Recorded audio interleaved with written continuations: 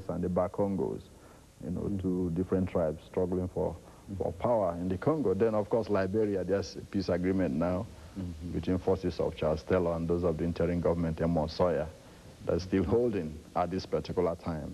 You know, nobody knows what will happen in the future. Then, of course, Malawi, you know, where you have long-time President Hastings Kamuzu Banda, who's been there since independence. Of course, he's almost 90 years old.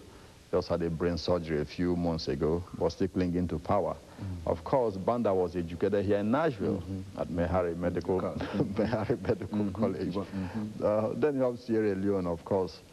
You know, rebels are trying to overthrow the government of President Valentine Strasser, who came to power a few years ago.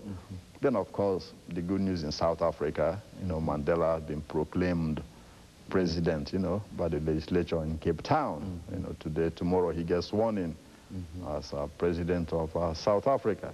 And then, of course, the bad news, Rwanda and Burundi. You know, we are fighting, it's still going on. And looking at all of those difficult spots in Africa, Dr. Madu, let's have you to talk about Rwanda this morning and to give our audience some idea in terms of how we might be able to reach a solution, perhaps if there is anything the outside world might be able to do in order to help to end some of the violence that's going on in that small country. Well, you cannot talk about Rwanda without talking about Burundi. The situation in both countries are intertwined.